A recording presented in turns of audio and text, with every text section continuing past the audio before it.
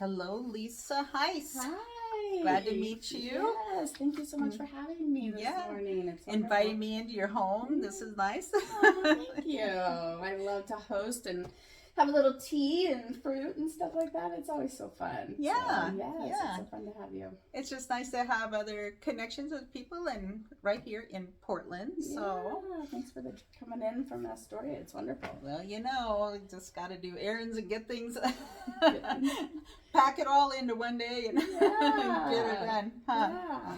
So tell me a little bit about you. Yeah. Where'd you grow up? I actually grew up just right outside of Salem, Oregon. If you are on your way to Detroit and Sun River and Bend, just a small town called Staten. Oh. Definitely a little country town. So we know Staten because Napa plays Staten in all of their ball games. So yeah, it was definitely that kind of country roots, country living, which I absolutely love. I used to live on a farm in Canby in the country, and I just loved it. I just kind of like that small, relaxed, laid back lifestyle. So pretty out there. Did you do 4-H? No, I did FFA. I did caravans, which was a lot like that. It was really fun. So we do you get your patches and all of that stuff. So yeah, it was really fun. Those growing up experiences. Yeah. Drive a tractor? No, but I did ride horses. My my cousin has horses. So my aunt, she just sold her farm, but she has a had a beautiful property, and they had horses and all that stuff. So we would do a lot of those. So it was so fun. Yeah. Fair? Fair? Did you participate in fair? Yeah, just went. Just would go. Yeah. No, didn't do all the fruits, but I love to garden and all of that. So hopefully someday again I'll have a big old garden. Yeah. What do you like in your garden? A lot of herbs. I love herbs just for cooking. So I love to meal prep and meal plan. And so if I have the cilantro, maybe a little bit of basil, things like that. So I like to do that. And just flowers. I'm such a flower person. Oh, me too. Yeah. Me too. Do you have flowers at your house too? Yeah. So fun. Yeah. So fun. I had a pack of wildflowers that I just put spread out into the seeds into my raised beds. And oh my goodness, this year they're crazy. And I got poppies. Oh, I love beautiful poppies. Pink and white poppies. It's those are actually my stepmom's favorite flowers, poppy. Yeah. They make me happy. Yeah, they do. There's delicate, there's bachelor buttons in there, and there's, some kind of yellow, orange. They almost look like a mum or something. I'm not sure what they are, but at any rate, they lasted all the way through the snow in the winter and whatever, and still bloomed all the way through. Wow. Beautiful. Crazy. Yeah, that's great. Just crazy. Yeah. So you grew up there. You have siblings. You got I got a couple of brothers and a sister, and just been pretty much born and raised here in Oregon, and then moved away for college to Las Vegas. So that was super How did crazy. You choose that? My sister moved down there first, and so I ended up moving down there, and that's a little bit more of kind of my story and things like that. But went to UNLV for a couple years, kind of undergrad in finance, and then ended up moving back home and got into the mortgage industry. Oh, okay. Yeah. So then ever since 2000, pretty much been living here in Oregon and loving it. So I love Oregon just because an hour away you got the beaches, you got the mountains, you got the rivers, you got the city life, you got the farmers markets, which I just love, and I'm just an outdoorsy person, so it's perfect. And there are so many trails in Portland. Unbelievable. Yeah, and that's something I love to do is actually getting out, hiking, being outdoorsy. I lead actually as a kind of a with my friends, and been doing in the past is group hikes with people. Do you do it with a meetup or something? Just on we have a Facebook group, but I used to do it as kind of a ministry with my church and stuff like that. So I just and also retreats. I've done some leading for group retreats, which is really cool. Really nice. Yeah. That's been I just went to the Christian Writers Conference, and it was in Canby at the Christian Retreat Center. Oh my gosh, it's just so much better than the Red Line. Yes. And you walk in and you go, There's trees. Yes. Yeah, I led a couple cabins.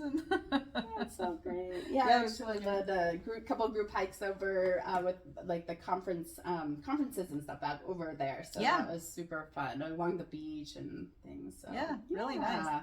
So you got a degree in finance. Where'd that lead you?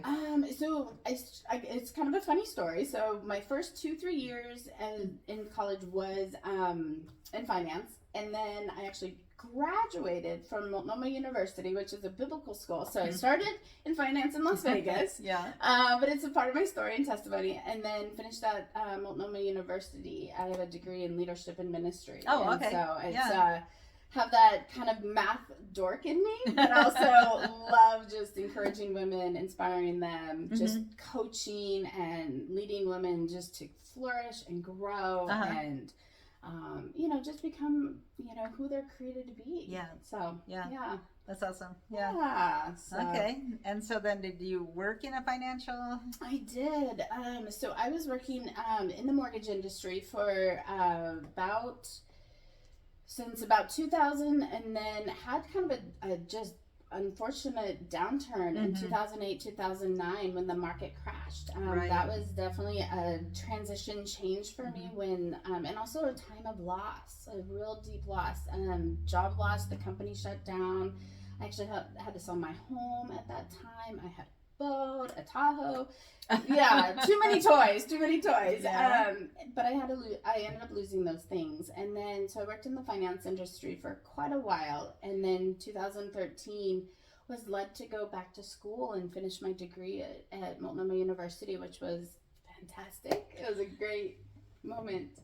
Go backwards a minute. So when you lost all of that, what kind of, how did you get from where it was devastating to taking that next step of finding a plan of what to do? What kind of steps did you go through to make that happen? I mean, I think it was a lot of just soul searching. I was really, really humbled. It was a very hard season, losing everything. And I realized I'm like, okay, I have a choice. I can go into despair and depression. And trust me, there was some tough moments. For sure. A lot of tears. Just a lot of why? Questioning, why is this happening? And then I was like, okay, I have a choice. I can go completely crash or I can rebuild. And so I made the choice. I was like, okay, I'm going to reach out to some community, some mentors. I read a lot of books. I'm a book nerd, and so I love books. You'll always see a lot of books in my house, so I was just reading those motivational books and quotes.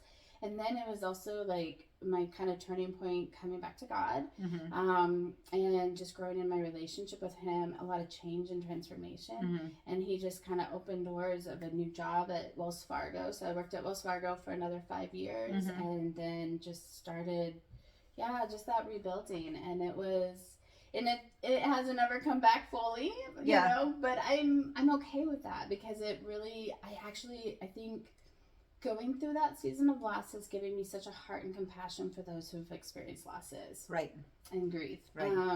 So I have that heart and that just understanding, but also being humbled was really good because it makes me appreciate everything. I'm way more content, more frugal. My coaching is Frugal Living Network, and so it's I've learned to have to live on less. And so So you kind of are using that now for doing some financial coaching? Yeah. And so I've been just taking on a few clients here and there when time allows to do some financial coaching.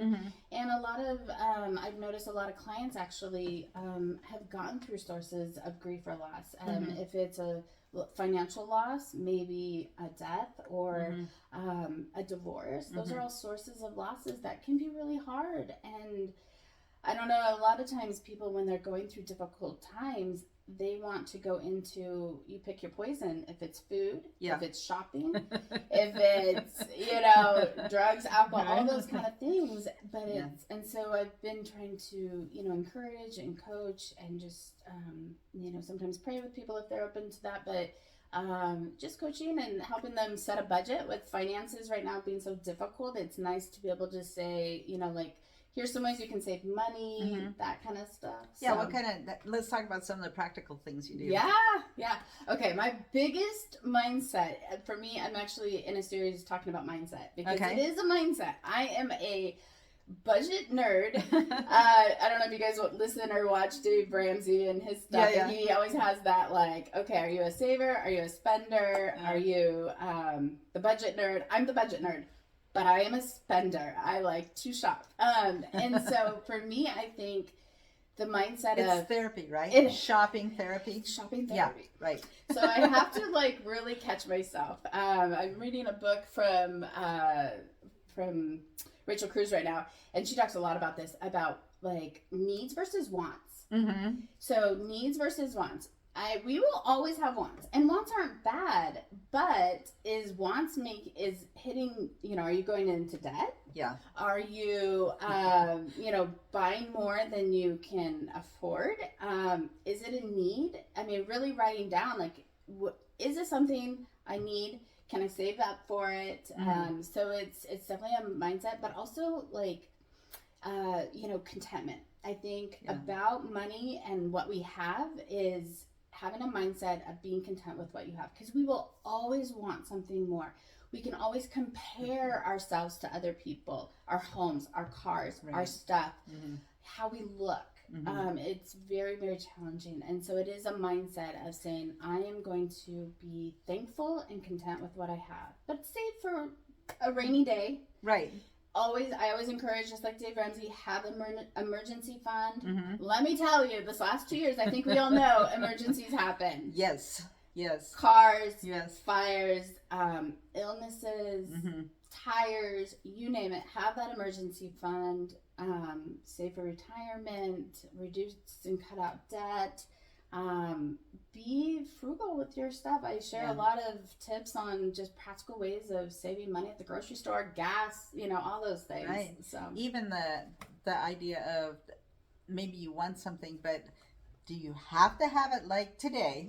Yes. Or can you save for that for later? Oh, and then you are not paying on your credit card interest or anything else. Absolutely. To do that. It is such a mindset because it is so hard.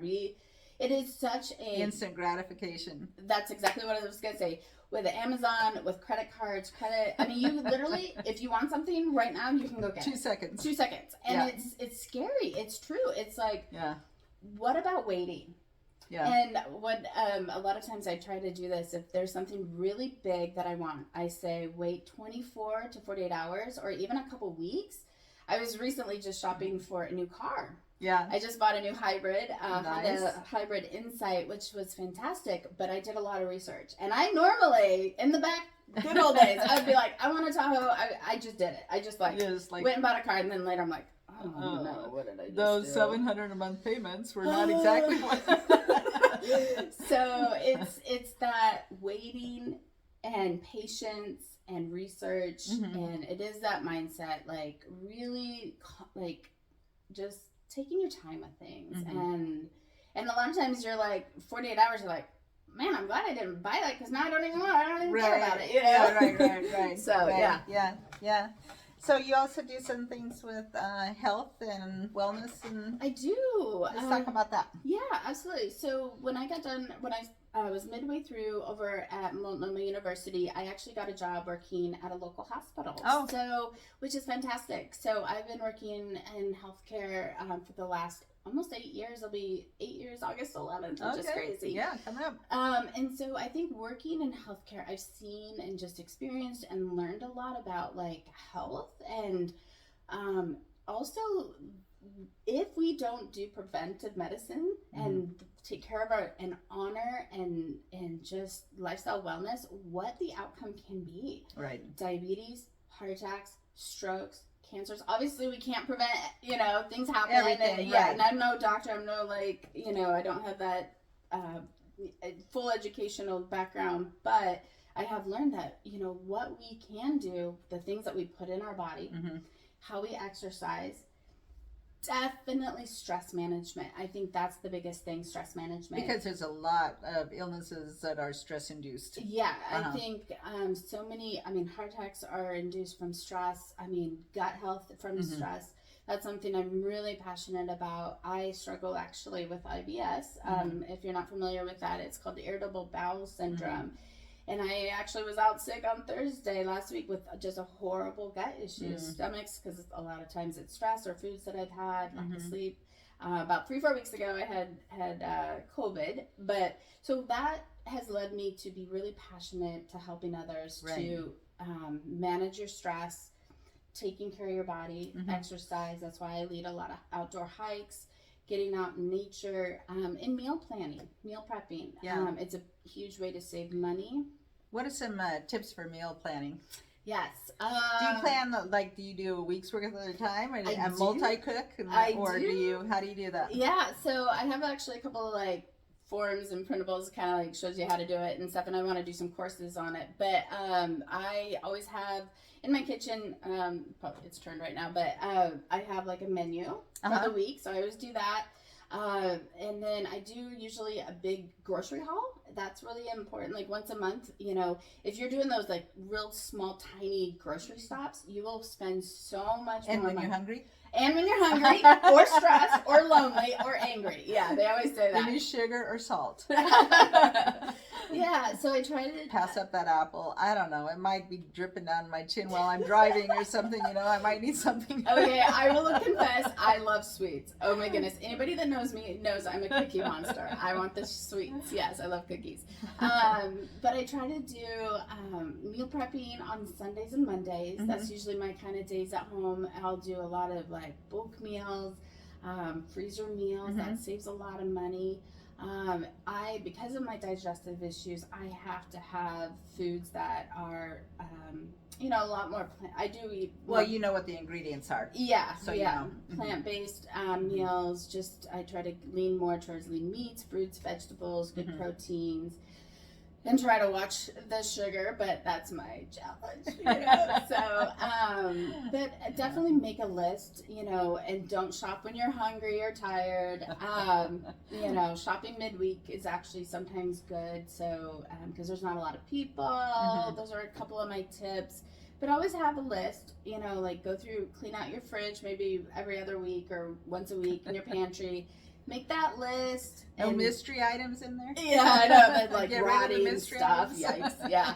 And try to, I'm kind of boring with my meals, but make a variety. Grab your favorite cookbooks. I always have cookbooks in my kitchen. Look on recipes online. Yeah. Follow along those people that you enjoy and make it fun. Food should be to be healthy, but, make it fun, enjoyable. Yeah. Yeah. I think in one of my several weight loss ventures. That's awesome. They're talking about just having a plate that's how you portion things and how you can your setting looks nice and you enjoy what you're eating and spend some time thinking about what you're eating instead of doing something else or I work with I have to meet with a nutritionist probably about once a month, and she's always saying, and that's a big thing about portion controls. I went to go see the new movie Elvis. If you have not had a chance to see it, go see it. It is so good. Oh, yeah? So good. Oh. But I was ordering a drink, and it was literally 32 ounce for a small. Yeah. And it was almost $6. I was like, are you kidding me? $6 for this big of a small, and it was a small. I was like, what does your large look like? Yeah, right. But that is a lot of the mindset also around food, because the American society, a burger is huge, and portion controls, it's crazy. And you don't have to eat everything. No, and I know some generations eat everything on your plate. My grandparents were always like that, but it's that mindful, intuitive eating. Am I really hungry? Right. Especially at night. I don't know about you, but I am a snacker. Once I've had dinner, I brush my teeth and I'm done. I don't do things in the evening, but I have breakfast. I get up usually about 6, and then I'll have breakfast. And about 10 o'clock, I want like a little something. Yeah. Before I have lunch. Yeah, and it's just picking, having those good healthy meals, maybe a snack or two, but keeping the portions and asking yourself, am I really hungry? A lot of times we're thirsty or we're just bored or lonely.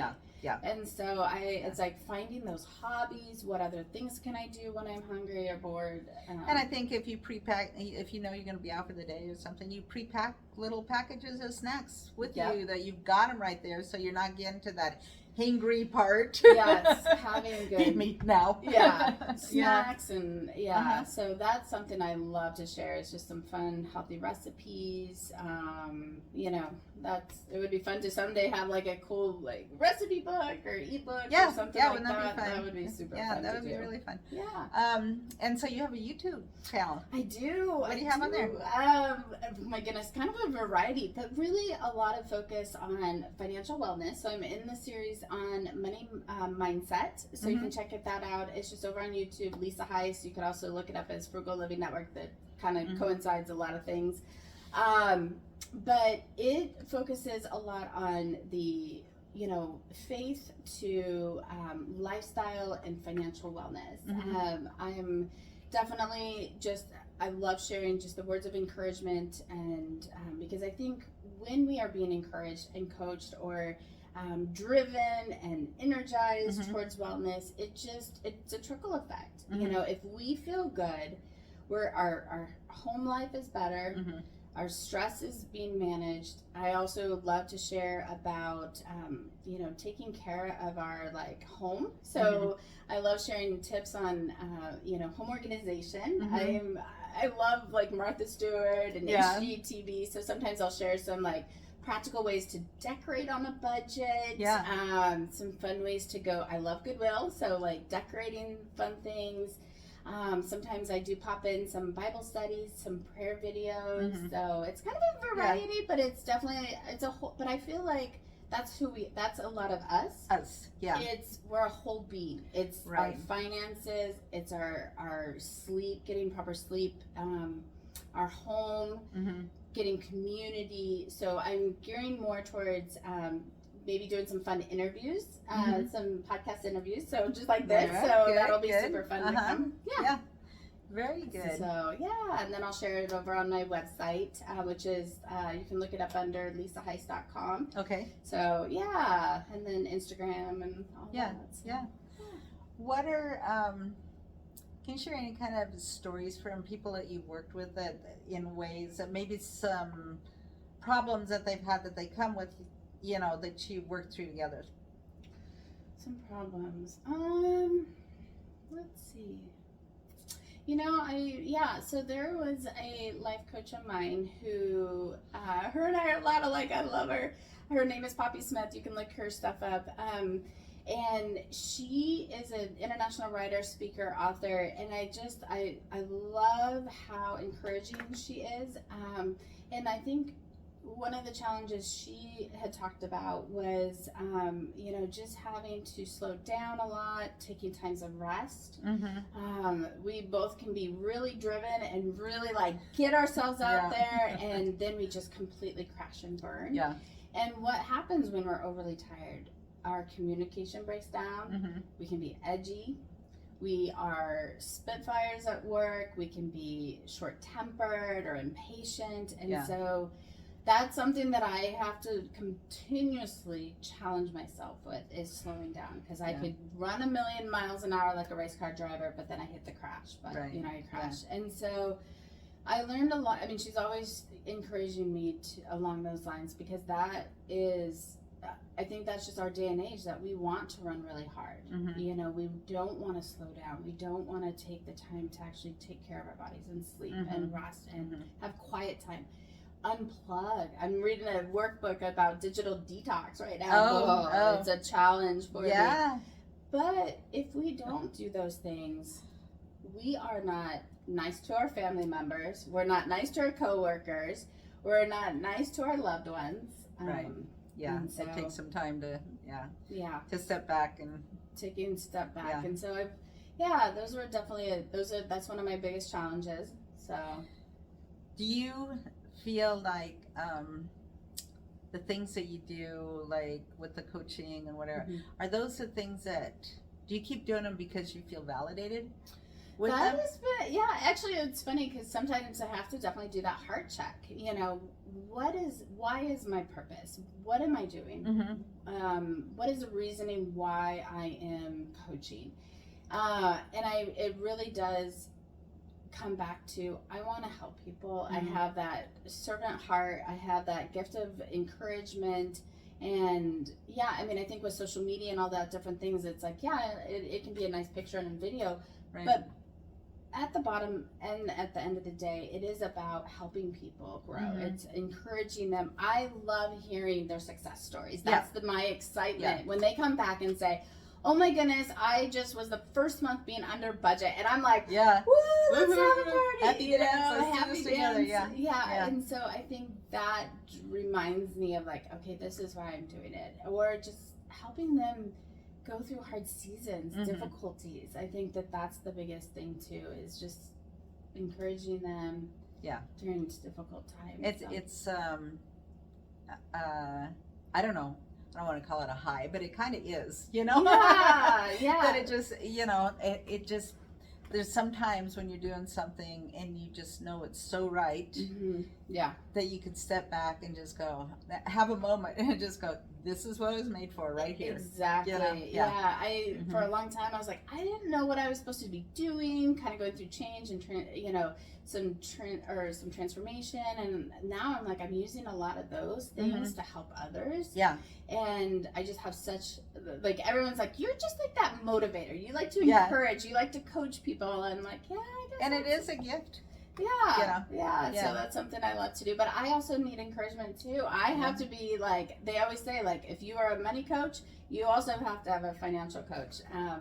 Making sure to have be encouraged and be motivated from other people, because you got to be driven too, right? So exactly, it's a circle. So anything else you'd like to share with us